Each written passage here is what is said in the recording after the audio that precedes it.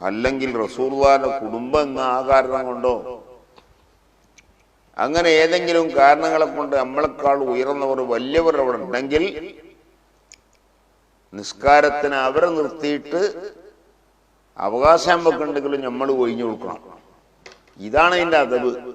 ആദ്യം കൂടി പഠിക്കണം. ഈ ചില ആളുകൾ ഈ ഒരു ഹക്ക് മാത്രമേ പഠിച്ചുള്ളൂ. കാരണം ഇവർക്ക് ഇത് നിസ്കരിക്കാനും ഇവർക്ക് ആ ഹക്ക് ഉണ്ടെന്ന് പറഞ്ഞ എല്ലാ കിതാബിലും ഇമാം നബവി ശറഹുൽ മുഅദ്ദബ് എല്ലാ കിതാബിലും കാണാം ഖൈറിന്റെയും സലാഹിന്റെയും ഇലുകാരുണ്ടെങ്കിൽ ഹക്കുള്ളവൻ മാറിക്കൊടുത്ത് ആ ഖൈറും സലാഹും ഉള്ള ആളുകളാണ് നിസ്കാരത്തിന് ഇമാമത്തും കണ്ടത്. അതാണ് അദബ്. ഞാൻ എൻ്റെ പിതാവ് മരിച്ചു, ജേട്ടൻ മരിച്ചു,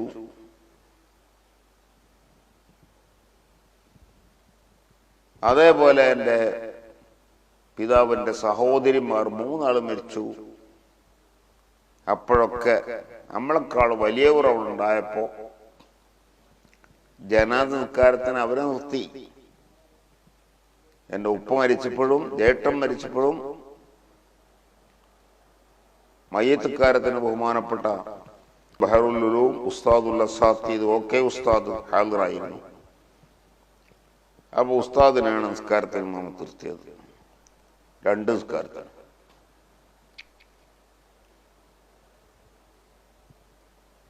പിന്നെ ഒരു പെങ്ങളും സഹോദരി മരിച്ചു. അപ്പോ എൻ്റെ ഉസ്താദ് തന്നെ ഉണ്ടായിരുന്നു. ഉസ്താദ് പറഞ്ഞു, നീ തന്നെ ഇമാമത്ത് നോക്കൂ. അപ്പൊ എന്നോട് അവർ പറഞ്ഞപ്പോ അവരെ ബഹുമാനിച്ച് ഞാനപ്പ ഇമാമ.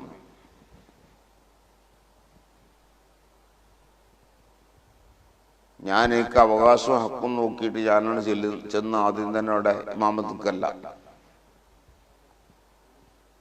അതാണ് നമ്മുടെ അദബ്. മുജാബുദ്ദാവത്തായ ആളുകൾ ഉണ്ടാവില്ലേ, അപ്പൊ അവരല്ലേ നിസ്കരിക്കേണ്ടത്, അവരല്ലേ ഇമാമത്ത് നിൽക്കേണ്ടത്. പിന്നെ നമ്മളെ ഈ ഹക്ക് അറിഞ്ഞർത്ഥം അത് ഓൻ സുന്നിയാണെങ്കിൽ ഓനക്ക് നിസ്കരിക്കാനുള്ള അവകാശമുണ്ട്, ശരിയാണ്. അവന്റെ അവകാശം മറ്റൊരാൾക്ക് കൊടുക്കാനോ അതിനും അവന് പറ്റും. അതാണ് അവൻ ചെയ്യേണ്ടത്. അവന്റെ അദബ് അതാണ്. വന്ന് ചിലയിടത്തൊക്കെ നമ്മൾ ചെല്ലുമ്പോ അവിടെ വലിയ ആളുകളുണ്ട്. ആ മയ്യത്തിന് അവരൊക്കെ നിസ്കരിക്കാൻ ഹാജറായപ്പോ ഒരു സെക്കൻഡ് തലമറച്ചിട്ട് പോലുമില്ല. നെരിയാണിക്ക് താഴെ ഡബിൾ ബെസ്റ്റ് വലിച്ചുകൊണ്ട് നടക്കണ ഒരു ഹൈവാൻ വന്നിട്ടാണ് ഇമാമുക്കാണ്. എന്നിട്ട് ഈ വലിയ സയ്യിദന്മാരും നേതാക്കളും എല്ലാവരും വരെ തുറന്ന് നിൽക്കരിക്കണം. എന്താ അപ്പൊ മോനാണ്. മോനായതൊരു കാര്യം ഏതെങ്കിലും വാപ്പാന്റെ മോനല്ല ഇപ്പോ. മോനായി എന്നുകൊണ്ടൊന്നും ആയി കാര്യമില്ല. മോനാണെങ്കിൽ ആ മോനക്ക് മകൻ എന്നത് മാത്രം പോരാ, വേറെയും ചില സംഗതികളൊക്കെ ഉണ്ട്. നിൽക്കാരത്തെ പറ്റി ഒന്നും അറിയാത്തവനാണ്. ദീനിയായിട്ടുള്ള സംഗതി പഠിച്ചിട്ടുമില്ല, പഠിപ്പിച്ചിട്ടുമില്ല. എന്നിട്ട് വാപ്പയെന്നും പറഞ്ഞോണ്ട് വന്നാണ് ഇമാമത്തുക്ക. ആ വാപ്പാക്ക് ഇവന്റെ ഈ നിൽക്കാരം ചെയ്യിക്കണം. ഇപ്പൊ നിൽക്കാരം അതിന് ഈ വാപ്പനെ ചിലപ്പോൾ പഠിപ്പിച്ചു കാണൂല, അല്ലെങ്കിൽ പഠിപ്പിച്ചിട്ടുണ്ടാവും, ഓൻ പഠിച്ചിട്ടുണ്ടാവില്ല. രണ്ടാവിടെ എന്തായാലും ഓന് നിൽക്കാരം പേരെ അറിയില്ലല്ലോ. എല്ലാ റക്അത്തിലും ഫാത്തിഹ ഓതിക്കൊണ്ടു മോൻ നിസ്കരിച്ചത് എൻ്റെ അനുഭവമാണ്. 1-ാം തക്ബീറിലും ഫാത്തിഹ, 2-ാം തക്ബീറിലും ഫാത്തിഹ, 3-ാം തക്ബീറിലും ഫാത്തിഹ, 4-ാം തക്ബീറിലും ഫാത്തിഹ. അങ്ങനെ ഉണ്ട് മയ്യിത്തുകാരം. അപ്പൊ അത് നിസ്കരിച്ച് ശരിയായില്ല ഇത് പറയുമ്പോ അവിടെ ഈ കൂടിയ ഹൈവാന്മാരുണ്ട്. ഓലൊരു ഹൈവാനല്ലേ മോനല്ലേ അധികാരം. ഈ സാധാരണക്കാർ ഇങ്ങനെ ദീനിന്റെ കാര്യങ്ങളൊക്കെ ബടക്കാക്കുന്നത് ഇങ്ങനെയാണ്. ദീനിന്റെ കാര്യം പറയാൻ ആലിമ്യങ്ങളല്ലേ പറയണ്ടു, അനുസരിക്കേണ്ടതൊക്കെ ആലിമ്യങ്ങൾ പറഞ്ഞാണ്. നാട്ടിലെ സാധാരണക്കാർ ഒരു വലിയ കുറേശ്ശികളാവും ചിലപ്പോ, വലിയ കബീലക്കാരാവും, വലിയ വലിയ സ്ഥാനമാനമുള്ളവരാവുള്ളൂ ആവും. പക്ഷെ ദീൻ പഠിച്ചിട്ടില്ല. ദീൻ പഠിച്ചവരാണ് ദീനിന്റെ കാര്യങ്ങൾ പറയുന്നത്. അതൊക്കെ ഇന്ന് ശ്രദ്ധിക്കേണ്ട വിഷയങ്ങളാണ്. അതുകൊണ്ട് തന്നെ അങ്ങനെ ഒരാള് മരിക്കുമ്പോൾ അയാള് മയ്യത്തുക്കാരത്തിന്റെ സമയമാകുന്നതിന് മുമ്പ് തന്നെ ആരാണ് നിസ്കരിക്കേണ്ടത് അതൊക്കെ സെറ്റപ്പാക്കി വെക്കണം. പലപ്പോഴും ഇത് ഇല്ലാതെ പോകുന്നു. മയ്യത്ത് കൊണ്ടുവന്ന് വെച്ചതിന് ശേഷമാണ് അവിടെ വെച്ചാണ്ട് മുറിവുപ്പും ഒച്ചപ്പാടൊക്കെ ഉണ്ടാകുന്നത്. പിന്നെ ചില കാലിയന്മാരുണ്ട് ഓരോരോ ഗഡ്സ് ഉപയോഗിക്കും. ഒരു കാലിയര് ഞാനും അവിടെ ഉണ്ടായിരുന്നു. ആ മരിച്ച ആള് നമ്മളെ ആളാ, മക്കളൊന്നും ശരിയില്ല. അയാള് ഞാൻ ഇമാമക്കണമെന്ന് എന്നോട് പറഞ്ഞു. അപ്പൊ ഈ കാലിയർ ഉണ്ട് എൻ്റെ കൂടെ. അത് പറഞ്ഞപ്പോ ഇയാള് സുഖമില്ലാതെ കിടപ്പാ. അപ്പൊ ഒന്ന് കാണാൻ പോയപ്പോ ഞാൻ മരിച്ചാല് ഉസ്താദ് എത്തണം,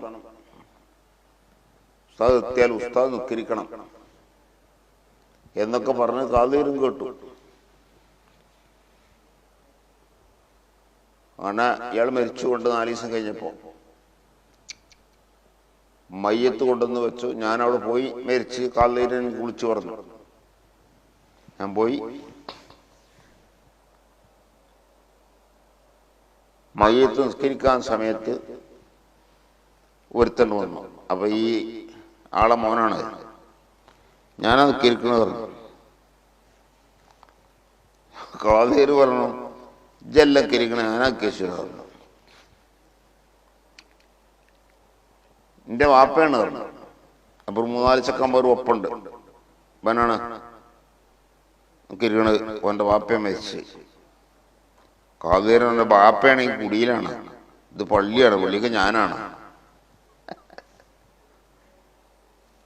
അല്ല, ഞാൻ ഈ മഹലിന്റെ കാതിയാ. അതുകൊണ്ട് എനിക്ക് നിൽക്കുകയാണെങ്കിൽ കുടിയിൽ നിൽക്കേശു വരുന്നത്. ഇവിടെ ഞാനാ കേശുന്ന് പറഞ്ഞു. അങ്ങനെ പറയാൻ കഴിയണം. അപ്പൊ വിനോദ് പോയി. അങ്ങനെ എന്നോട് പറഞ്ഞു നിങ്ങൾ നിൽക്കേച്ചു. നിക്കാരം കഴിഞ്ഞതിന് ശേഷം കാലിൽ പറഞ്ഞു എന്റെ ബാപ്പയാണ് എന്റെ ഉമ്മയാണ് പറഞ്ഞാൽ ഇവിടെ കാര്യം നല്ലത്, ഇവിടെ നിൽക്കാൻ പറ്റില്ല. ഒരു പള്ളിയാണ്, പള്ളിയിലൊക്കെ ഇമാമത്ത് നിൽക്കുമ്പോ അതിനൊരു ഏതുണ്ട്, തലയും മറിച്ചിട്ടില്ല, ഒരു ലോഡ് മുടി തലയിലുണ്ട്. എന്നാൽ അപ്പടിയാൻ വന്ന് നിൽക്കുകയാണ് ഇമാം നിൽക്കാൻ പറഞ്ഞിട്ട്. അപ്പൊ അതൊക്കെ ഈ കുറച്ച് പ്രായം കൂടിയവർ അതൊക്കെ ശ്രദ്ധിക്കേണ്ടതല്ലേ. മക്കളോട് തന്നെ ചോദിക്കണം ആരാ നിസ്കരിക്കണത്. ആ മക്കള് ഞങ്ങളാരെയും നിസ്കരിക്കാന്നൊക്കെ പറയാല്ല. ഇന്ന ആൾക്കാരൊക്കെ ഉണ്ട്, വലിയ ആളുകൾ. അവരുടെ ഒക്കെ മുമ്പിൽ നിങ്ങൾ ഇമാമത്തൊന്നും ശരിയാവില്ല. അപ്പൊ ആ തങ്ങളുണ്ടല്ലോ, തങ്ങളോട് പറയാ.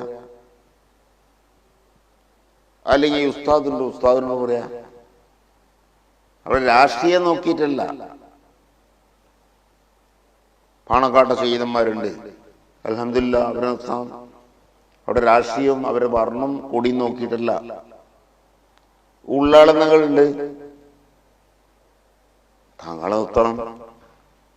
ഇൽമും സിയാദത്തും എല്ലാം ഒത്താളല്ലേ, അത് പറ്റൂല. ഉള്ളാളങ്ങൾ പറ്റൂല, ഖലീത്തങ്ങൾ പറ്റൂല എന്നൊക്കെ പറയുന്നവർ ഈ പറഞ്ഞ ഒന്നും പറയാനുള്ള ഒരവകാശവും ഇല്ലാത്തവരാ. അപ്പൊ അതുകൊണ്ട് രാഷ്ട്രീയം അവരുടെ ഭൗതികമായ സംഗതികൾ നോക്കിയിട്ടില്ല. അള്ളാന്റെ അടുത്ത് ഇവരൊക്കെ പറഞ്ഞാൽ നമ്മളെക്കാൾ കൂടുതൽ ഫലം കിട്ടും എന്ന് കാണുന്ന ബഹുമാനം ആ നിലക്ക് ബഹുമാനിക്കപ്പെടുന്ന ഒരുപക്ഷെ ഇൽമുണ്ടാകാം, അല്ലെങ്കിൽ സയ്യിദ് എന്ന നിലക്ക് സിയാദത്തും ഉണ്ടാകാം. എങ്ങനെ ആവട്ടെ, അവർക്ക് ഈ അവകാശി നിക്കരിക്കാൻ വേണ്ടി ഒഴിഞ്ഞു കൊടുക്കുക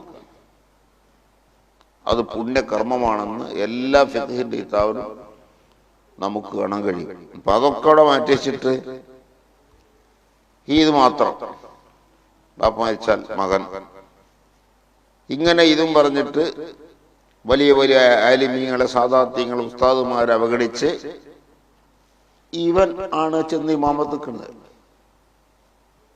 അപ്പൊ അവനെ തുറന്ന് കിരിക്കാണ്. എന്തൊരു വിരോധാഭാസ! ആരാ ഇതിനൊക്കെ വഴിവെക്കുന്നത്? ഈ രാഷ്ട്രീയത്തിന് പേരും പറഞ്ഞ് അവിടത്തേക്ക് എത്തിക്കുന്നത് ഉള്ളിന്റെ ഉള്ളിൽ പുത്തനാശയം നിലനിൽക്കുന്നവരാണ്. അവരിതൊക്കെ പറഞ്ഞാണ്ട് ഇവനെ നിർത്തും. തനിച്ച ജാഹിൽ മരമണ്ടൂസൻ ഇവനാണ് ഇമാമത്ത്. തുടർന്ന് വലിയ വലിയ വലിയ ആലിമീങ്ങൾ. അപ്പൊ ഇങ്ങനത്തെ കാര്യങ്ങൾ ശ്രദ്ധിക്കേണ്ടതാണെന്ന് കൂടി ഈ സമയത്ത് ഓർമ്മപ്പെടുത്തുകയാണ്. ബാക്കി കാര്യങ്ങൾ ഇൻഷാ അല്ലാഹ് അടുത്ത ക്ലാസ്സിൽ പറയാമെന്ന് വെച്ച് വആഖിറു ദഅവാനാ അൽഹംദുലില്ലാഹി റബ്ബിൽ ആലമീൻ. അസ്സലാമു അലൈക്കും വറഹ്മത്തുള്ളാഹി വബറകാതുഹു.